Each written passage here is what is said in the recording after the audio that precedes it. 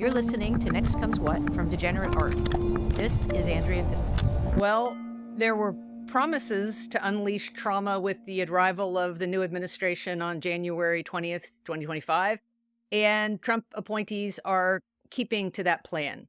Right now in the U.S., those charged with carrying out the laws seem to be breaking a lot of them all at once and across the board. In response, judges are expressing concerns about the government running roughshod over national security issues and long-established questions of citizenship, among many other things. There's not going to be any problem, and nobody's going to question it. At this point, accountability is critical. And so today I'm going to talk about how, when the law is broken, if there's no accountability, those crimes get absorbed into the system and become part of ongoing everyday operations. Today, I'm also signing an executive order to instruct the Departments of Defense and Homeland Security to begin preparing the 30,000-person migrant facility at Guantanamo Bay. Most people don't even know about it. I'm going to tell you why paying attention in those situations, when it might seem utterly ineffectual, still matters, because of the aggressive showcasing of immigrant deportations to Guantanamo in recent days. The administration acknowledged yesterday that the first plane carrying migrants from the U.S. mainland had touched down at the infamous detention facility. The plan calls for as many as 30,000 people to be sent there. Well, Guantanamo Bay, though it may have the physical space to hold the migrants that President Trump is proposing, it's going to take a lot of time and probably a lot of money to build the infrastructure to hold them. The flight last night contained just about 10 detainees. I mean, I know that they're not American citizens, but we do have an obligation to treat people humanely. This, to me, almost sounds like an internment camp. I want to tell you a couple stories from my time there. Guantanamo Bay is a pocket of America on the edge of Cuba. Off base, here are the comforts of home, even McDonald's. But the camp itself is downright intimidating. Razor wire guards regular interrogations. When I wrote my global history of concentration camps, I opened and closed it with Gitmo, not because it was the biggest or the best example of mass detention without trial in the history of camps, but because even a decade ago, it seemed to be a time bomb that needed to be dismantled because it held the possibility of becoming so much worse than it already was. A new UN investigation finds conditions inside the American prison at Guantanamo Bay, Cuba, are cruel, inhuman, and degrading. More than 20 years after the U.S. started sending detainees in the so-called War on Terror to what's called Camp Justice. Roughly 780 detainees have been held at the detention center since it opened in early 2002. We are now moving forward on that path in which much worse things could happen, both there and in the U.S. itself. They used to strip us all naked right in the beginning. They sliced all our clothes off and spat at us and punched us and, degraded us in ways it's really hard to, even now, hard to describe. And that's what they wanted to do. They wanted to remove our sense of individualism, remove our sense of humanity, and give us each a number. So I'll consider what's already happening under Trump today, and I'll explain how people are fighting back.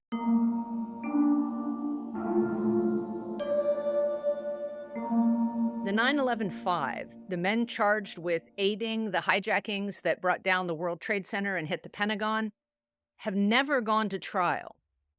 Joint charges were brought in one case in 2008, and a plea deal had fallen through then, with a second set of charges filed jointly in 2012.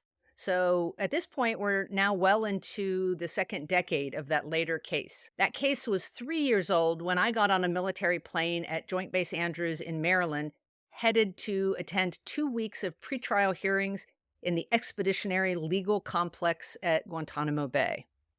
After signing a 13-page agreement about what I was not allowed to photograph and acknowledging restrictions on access and agreeing to let the media officials there review any photos I had taken while I was there, I moved into a tent with Carol Rosenberg, who witnessed the first arrival of the War on Terror detainees in January 2002. Carol Rosenberg of the New York Times has covered the facility since it opened, and she joins me now. Carol, thanks for joining us.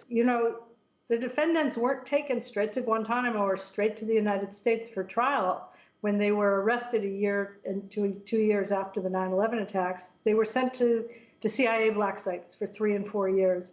And that period has complicated the pretrial effort. The CIA doesn't want to give up all the information. The defense lawyers are insisting on more details, and a judge and possibly a jury is going to have to decide which of the evidence is untainted. That Monday, the first hearing, and again, it's pretrial hearing, we're not yet in the trial. The first pretrial hearing opened with the judge counting off the detainees who were present and confirming who was representing them. When asked if there were any other matters to address before beginning, one of the defendants, Ramzi bin al-Shibh, made it known that he recognized one of the translators working in the court that day. He said the man's name and claimed to recognize this interpreter from a black site where he, Ramzi bin al-Shibh, had been tortured. Cheney wants suspected terrorists, enemies of the United States, to be held as far as possible from civilian courts and as far as possible from thick rule books and precedents under the Uniform Code of Military Justice. Other defendants quickly chimed in, with attorneys for those other ones saying they also recognized the man. And within minutes, the judge had ended the session. Even without the debacle of the interpreter being present, who might have had a history in the case itself, any mention of torture in the courtroom tended to have this effect because the government was asserting classified status over what had happened to those detainees in captivity, basically asserting ownership over their ability to share their own memories. It took a few hours after that hearing had ended to even determine what had just happened. Those of us there with press passes to cover the hearings, there was also family members of those killed on 9/11, and there were representatives from nonprofit organizations who were there as observers, and we all were trying to parse what we'd seen. Had this been planned in advance somehow? Was it some kind of spectacle to try to derail the hearings? Or was it possible that the Pentagon had actually sent someone who might have been present during these enhanced interrogations, torture, in the words of then President Obama, we tortured some folks, into the courtroom to be face-to-face with one of the accused? It was just amazing to think about any of these possibilities. With a few years under its belt already, there was a process of the court which by this point had become automatic, which would generate the transcript taken by the court reporter for that given session. It was so short, because the session had been short, that it was sent out to the press not long after the session ended. And then almost immediately after that transcript was sent, it was rescinded and said to be classified. And those of us with press passes asked to meet with members of the prosecution to ask the government for clarification of what had happened. Was it possible that what bin al-Shibh had said was true? Had he been in the courtroom with someone who had been present during one of these interrogation sessions? In the publicly available records, bin al-Shibh seemed to be the most troubled, with sleep disruptions and delusions and accusations of constant surveillance that pointed to an unsteady mental state. Was he imagining things? That afternoon, a Pentagon representative acknowledged that bin al-Shibh might have encountered the person he pointed out before, that the person in question had previously worked for the CIA overseas. It was possible that other defendants had encountered him too. Hearings resumed later that week, where the attorneys for the defendants were reminded by the judge that the fact that the interpreter had worked at the CIA was not classified, but his name, his physical attributes, his appearance, and the issue of whether the man had ever visited Guantanamo, had ever been in the courtroom we had all seen him in not long before, those were all classified now in the eyes of the court. Discussing what had happened in court while not mentioning the translator's presence earlier that week, or bringing up yet again the allegations of torture that had derailed so many prior hearings, proved impossible. The planned 2 weeks of hearings concluded after just a few days and less than 8 hours of actual court time. We flew out of the tiny airport at Gitmo that Saturday, all of us crowding into the waiting area, prosecutors, defense attorneys, contractors there for other work on the base, the 9/11 families, and press. It was the only flight out of the base for days. And as we waited to board, over the loudspeaker came the call for those who had not yet checked in. They announced the name of the translator, which had become in the courtroom officially classified information. I realized that the most mundane systems of accountability, checking in for an airplane flight, had once more undermined what was officially, in the eyes of the law on Guantanamo, a secret.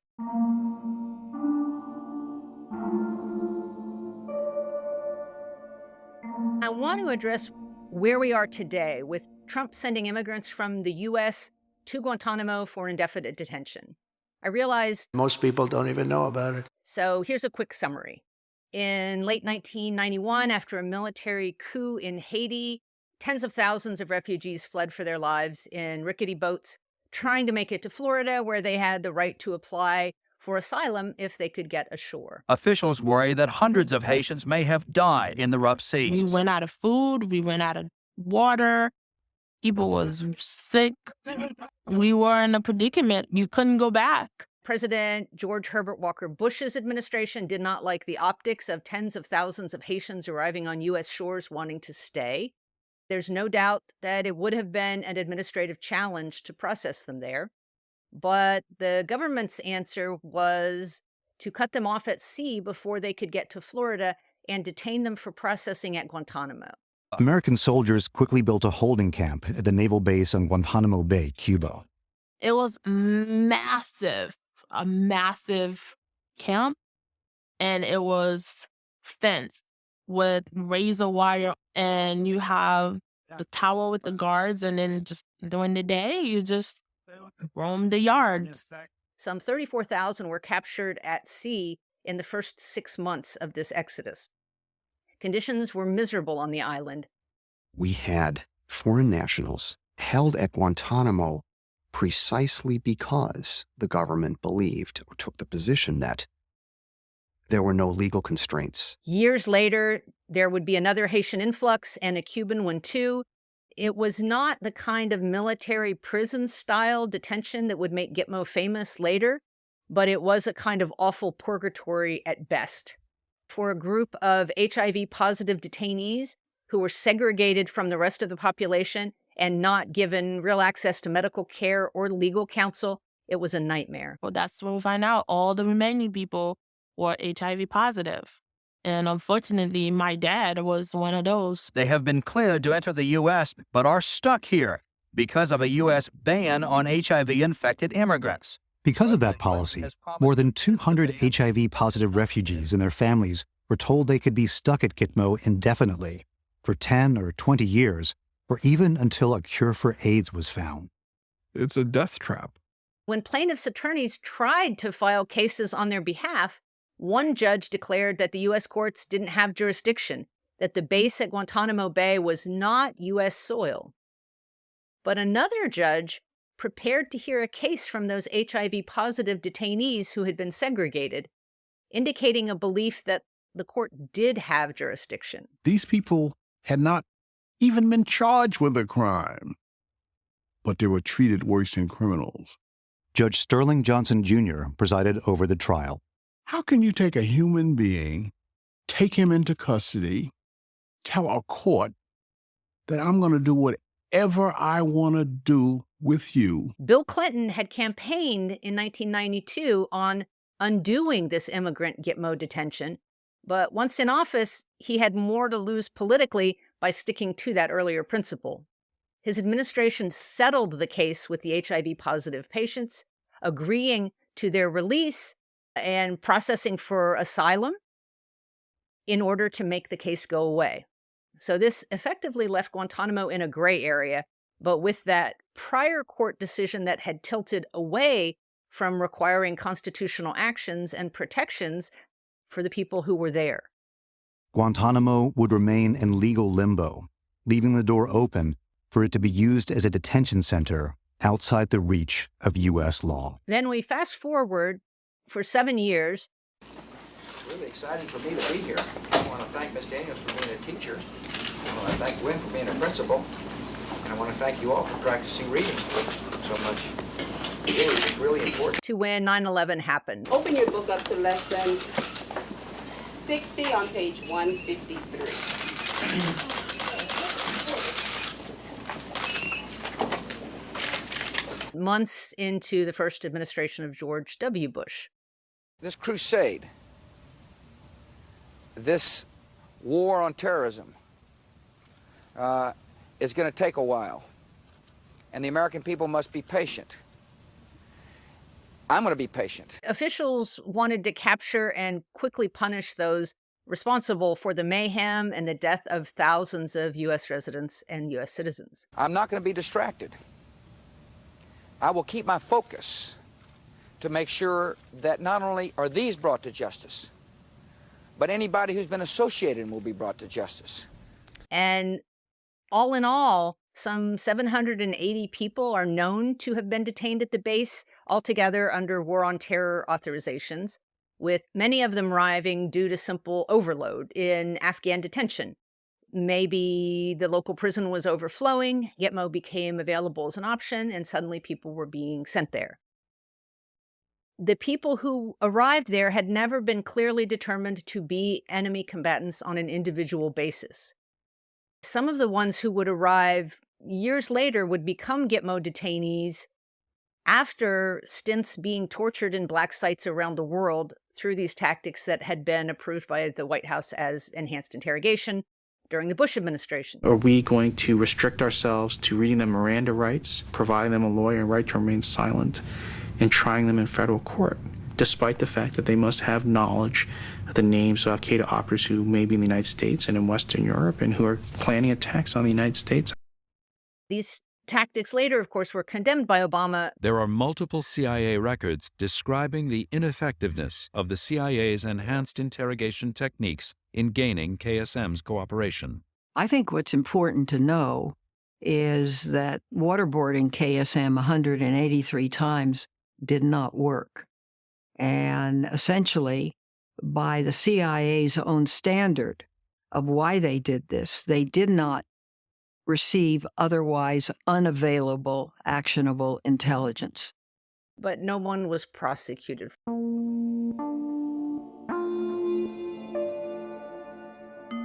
Hundreds would be released without any charges in the 7 years under George W. Bush's administration. More than 150 more would leave the island without charges against them during 2 terms under Obama. The nation had a choice under Barack Obama to pick up Guantanamo and move the remnants of it to the United States, or to continue to fund and run this remote, faraway prison down in Cuba. And Congress prevented the closure that would have allowed some of these war prisoners to have been taken to the United States. Releases nearly stopped completely under Trump.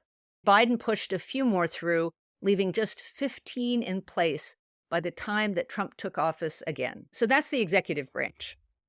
And during those 23 years of war on terror detentions, the Supreme Court at first declined to interfere with the president's power to make speedy and difficult decisions about national security. I'm going to be patient. Then it began to acknowledge some rights for those who were held there. And the American people must be patient. In a landmark case in 2004, the Hamdi case, the judges on the court declared habeas corpus rights against indefinite detention for a Gitmo detainee who was a U.S. citizen. Another case, Rasul, expanded that protection to non-citizens and foreigners who were held there. Justice Kennedy remarked about the Rasul case that aliens held at the base, no less than American citizens, are entitled to invoke the federal court's authority. But in recent years, as Trump-appointed candidates supported by the far right have advanced to various courts, including the Supreme Court, rulings have shifted and have a more limited willingness to rely on these cases as meaningful precedents for addressing what has turned into a generation-long indefinite detention project on Guantanamo. Abu Zubaydah was originally picked up on the battlefield and thought to be a top al-Qaeda leader. That turned out not to be true, but at the time he was subject to extreme interrogation. He wanted access to 2 CIA contractors who were involved in his interrogation for a lawsuit that is being filed on his behalf in Poland. The Justice Department under both Republican and Democratic administrations has said, no, he can't have that information. Now, what Abu Zubaydah's lawyer said is everybody knows now it was Poland. It's an open secret. Why are we still pretending like it's a state secret? But today, the Supreme Court said, no, the government has the better argument here, so Abu Zubaydah cannot get this information that he wanted. During Obama's years in office, a Senate committee wrapped up its investigation, and the facts that emerged were scandalous. 2 psychologists had been paid $81 million to develop the torture program. Mitchell and Jessen had created interrogation methods inspired by things the North Koreans and Chinese had done in the 1950s. Absurd brainwashing efforts that we had always regarded as emblems of tyranny. An executive summary and findings and conclusions of the study appeared near the end of 2014, with some items redacted, but the report as a whole remained classified, with the full classified versions sent to the relevant agencies. In a recent meeting with the people who put this together, and I sort of jokingly asked, well, where's the rest? Can't I take the full thing? And they said to do that, you would need a wheelbarrow. In May 2016, while Obama was still in office, the CIA's Inspector General told Congress that its copy of the report had been accidentally deleted. In contrast to CIA representations, detainees were subjected to the most aggressive techniques immediately: stripped naked, diapered, physically struck, and put in various painful stress positions for long periods of time. They were deprived of sleep for days, in one case up to 180 hours. That's 7.5 days, over a week with no sleep, usually standing or in stress positions, at times with their hands tied together over their heads, chained to the ceiling. I still have that publicly released executive summary version on my shelves here, and it represents heroic work on the part of the committee, on the part of the legislative branch as a whole, to reveal and address a stain on the country and a mark against history. The use of coercive technique methods regularly resulted in fabricated information. Sometimes the CIA actually knew detainees were lying. Other times, the CIA acted on false information, diverting resources and leading officers or contractors to falsely believe they were acquiring unique or actionable intelligence, and that its interrogations were working when they were not. But there is still so much that we don't know. I want to underline, this is not some ancient history that has set Trump up for what he's doing now. On Monday, a story appeared from Carol Rosenberg at the New York Times, who's still reporting this story. She notes that the 9/11 defendants had a deal in place to plead guilty in exchange for the government no longer seeking the death penalty in the case. But this plea agreement was thrown into turmoil last year by Biden's Secretary of Defense Lloyd Austin withdrawing the agreement. Today, the Times revealed that part of the price for the accused plotter Khalid Sheikh Mohammed in accepting this plea deal was to never disclose secret aspects of his torture by the CIA if he is allowed to plead guilty rather than face a death penalty trial. It's worth noting that Khalid Sheikh Mohammed is the man who was waterboarded 183 times.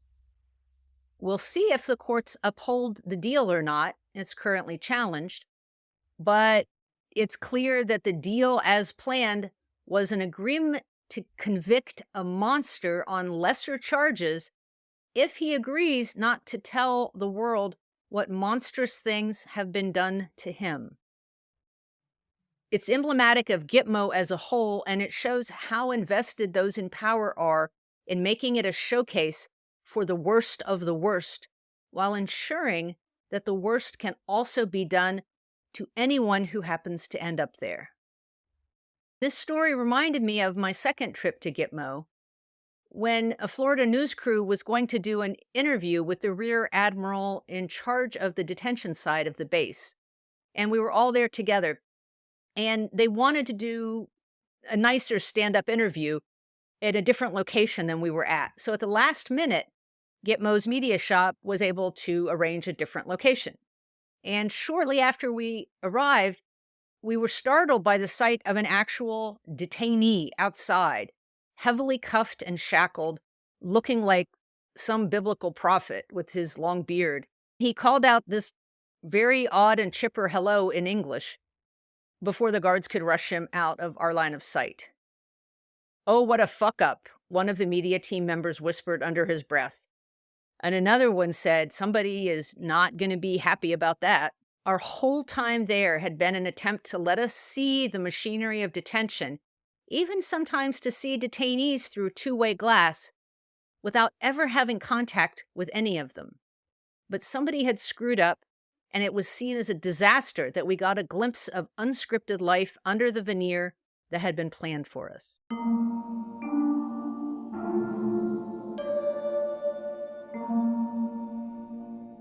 So as I said, a month ago, there were only 15 detainees left in War of Terror detention on Guantanamo. If only it had been closed, something Republicans in Congress and even some Democrats were never willing to do, it would be a different thing to reopen Guantanamo as a detention facility today. But in the world as it is, Trump has already ordered detainees sent there, and some have already arrived. There are questions that Pentagon lawyers and the Department of Homeland Security lawyers are looking at, like how long, as you raised, how long can these detainees be held there? The idea is they cannot be held there indefinitely, but what is an appropriate amount of time? Other questions are, how will they have access? What kind of access will they have to legal services and social services? Since Gitmo detention was never fully resolved or fully repudiated, it provided this opening through which the current administration is able to drive a Mack truck. They are relying on the long history of Gitmo as an immigrant detention facility and as a holding pen for indefinite detention in the War on Terror to paper over its uses for a fusion of the two categories, creating an imaginary archetype of the worst criminal illegal aliens threatening the American people. The story goes that these immigrants are so bad. Some of them are so bad we don't even trust the countries to hold them. That to preserve law and order here in America, they have to be kept under all the possible punishments of the law while being offered none of the law's protections. And tough. That's a tough place to get out of. But sometimes we are going to see actions toward accountability or questions asked by people who can have an immediate effect.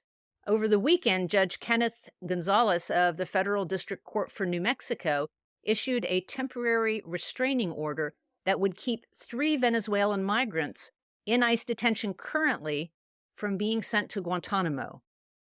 Absent the ability to represent those who have already been transferred this month, because we don't know who they are, lawyers have sought to represent the detainees still in the U.S. who have the most similar profile, the ones most likely to go next. Charlie Savage at the New York Times wrote that the judge issued his order during the Super Bowl. The men asking for protection from transfer had recognized some of those who were sent already to Guantanamo in the photos that the government published. When DHS started putting out pictures of the first people sent to Guantanamo, I made a video about it on TikTok, and I was reading the comments and someone said, "Hey, that's my brother. We've been looking for him. He's not a criminal. He has no criminal record, no nothing. And I think that's him." So I followed this person. I started messaging them, and yeah, they started sending me evidence, proof, and I started sharing the story, made a video about it. New York Times picked it up, confirmed that he's in Guantanamo, and it appears he has no criminal record. The government, of course, was putting these photos out to present their own version of what was going on, but those pictures opened doors for others who were working to protect other immigrants from the same fate.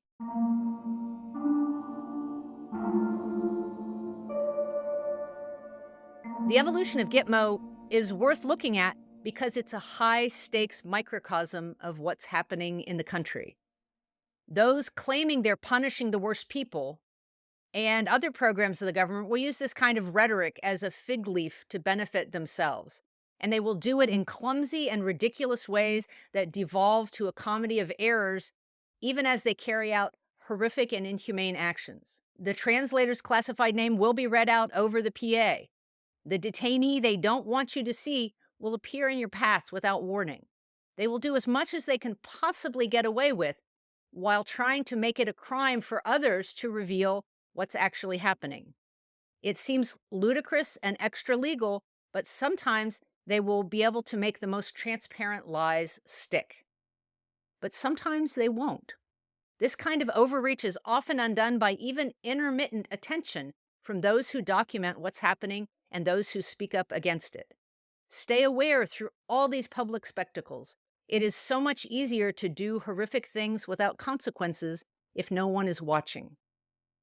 This is one of those cases where calling your representatives, whether they are Republicans or Democrats, can make a difference. Demand an end to raids and detentions that are terrifying U.S. residents and even citizens. Demand an end to black hole detentions for anyone, let alone the 30,000 people the administration is threatening to send to Gitmo. Know your rights in filming ICE arrests. Show up to support immigrant rights at public demonstrations. Those who are physically at risk or unable to appear in public because of health conditions or citizenship status can find other ways to work behind the scenes. I'll post links to all these things in the Friday Roundup. Each of us has a role to play toward accountability, toward moving our public officials out of a fantasy of authoritarian delusion into the real world. These actions can't be hidden forever. Every example of the undoing of this kind of harm has not been a natural evolution of the system toward kindness, but has been accomplished by people standing against elected leaders who have embraced the worst they can do for as long as they believe they will get away with it. And that's it. Thanks for listening to Next Comes What. Please share this with anyone who's looking for ways to help each other survive this mess. To support this podcast, please subscribe at AndreaPitzer.com and consider giving Next Comes What a 5-star review where you get your podcasts.